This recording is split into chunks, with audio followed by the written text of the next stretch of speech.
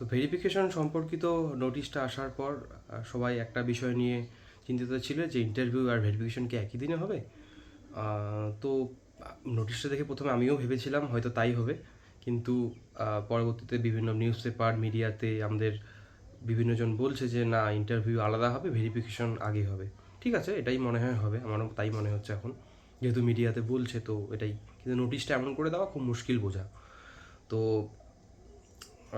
এবার প্রশ্নটা হচ্ছে যে কবে নোটিশ আসবে আমাদের, এবং কোন সাবজেক্টের কোন দিন ভেরিফিকেশন হবে সেই সম্পর্কিত নোটিশ কবে আসবে। তো কালকে আমি ফেসবুকের একটা পোস্ট দেখলাম আমাদের চাকরিহারা শিক্ষার্থীদের, মানে প্রার্থীদের, আমাদের যে নেতা চিন্ময় মণ্ডল, এবং ওনার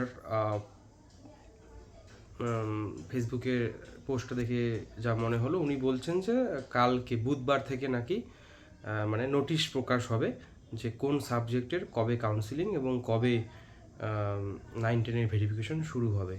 তো আজকে আর একদিন অপেক্ষা। তো আশা করি কালকে সবাই জেনে যাবে, যেহেতু ওনাদের সাথে হয়তো এসএসসির কথাবার্তা হয়, ওনারা প্রায় ডেপুটেশন দিতে যান এসএসসি অফিসে। তো আশা করি কথাটা সত্যিই হবে, এবং দেখা যাক কী হয়, কোন সাবজেক্টের কবে বের হয় নোটিশ। তো কালকেই আমাদের জানা যাবে সেটা সম্পর্কিত তথ্য। তো এতটুকুই।